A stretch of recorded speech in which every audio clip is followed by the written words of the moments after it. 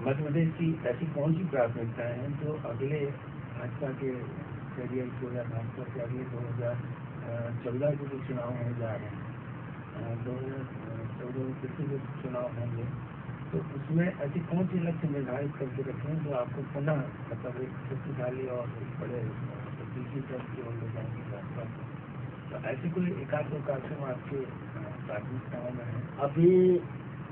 मैं ऐसा मानता हूँ कि अभी का जो मेरा कार्यकाल रहा वो पूरा का पूरा लगभग चुनावी कार्यकाल था, और जब चुनाव सामने होता है तो विजय एकमात्र लक्ष्य होता है। विजय के रास्ते में कई प्रकार के समझौते भी नहीं चाहते हुए करना पड़ते हैं, लेकिन विचार की दृष्टि से वे समझौते करना मैं और मेरी पार्टी दोनों ही उचित नहीं मानते, और इसलिए बहुत सारी ऐसी चीजें इस कार्यकाल में रही हैं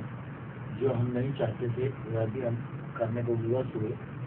लेकिन यह सच है कि हम लक्ष्य को प्राप्त कर पाए। ये आगामी जो 3 वर्ष मध्य प्रदेश में, क्योंकि चौथे वर्ष चुनाव का मामला शुरू हो जाएगा, तो 3 वर्ष ऐसे हैं जिसमें भारतीय जनता पार्टी के वैचारिक अधिष्ठान को मजबूत करने के लिए हमको प्रयत्न करना चाहिए। और वे क्षेत्र,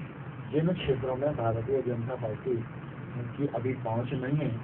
उन क्षेत्रों में कार्यकर्ताओं का निर्माण करके उनके माध्यम से उस क्षेत्र में भारतीय जनता पार्टी की विचारधारा के आधार पर पहुंच बनाने की आज आवश्यकता मैं महसूस करता हूं। और तीसरी बात यह भी मैं महसूस करता हूं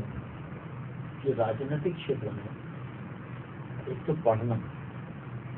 और दूसरा कोई न कोई रचनात्मक और सेवा कार्य को हाथ में लेना, यह प्रत्येक राजनीतिक क्षेत्र में काम करने वाले कार्यकर्ता के लिए आवश्यक है, क्योंकि राजनीति का मूल लक्ष्य सेवा के माध्यम से कल्याण और विकास। और अगर मन में सेवा नहीं है तो फिर पद से सेवा नहीं है। पद से सेवा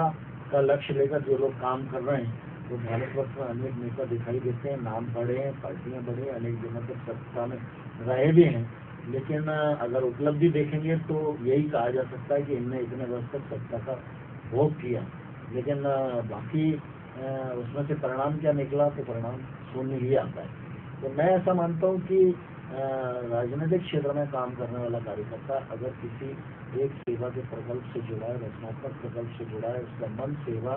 और रचनात्मकता में जुड़ा हुआ है, और उस मन से वो राजनीतिक क्षेत्र में काम करता है, तो राजनीतिक क्षेत्र में भी जब पद धारण करता है तो वह सेवा और कल्याण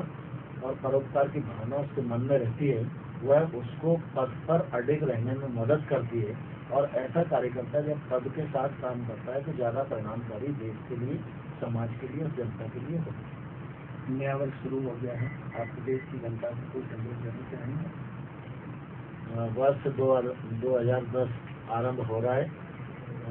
हम सबके लिए प्रसन्नता की बात है, और मैं इस अवसर पर आपके माध्यम से मध्य प्रदेश के सभी नागरिकों को बहुत बहुत शुभकामनाएं देता हूँ, बहुत बहुत बधाई देता हूँ, और ईश्वर से यह कामना करता हूँ कि आने वाला वर्ष मध्य प्रदेश के लिए शुभ और समृद्धियों से भरा हो, और मध्य प्रदेश को स्वर्णिम मध्य प्रदेश बनाने की जो कल्पना मुख्यमंत्री शिवराज सिंह ने की है, शिवराज सिंह जी के साथ सभी लोग हाथ बटाकर योगदान करके उस कल्पना को मूर्त रूप देने में आगे आए। यही शुभकामनाएं सबको देना चाहिए। बहुत बहुत धन्यवाद। आपकी इवेंट स्थिति में है, आपने अच्छी सार्थक सोच से सभी दर्शकों को रूबरू कराया। बहुत धन्यवाद।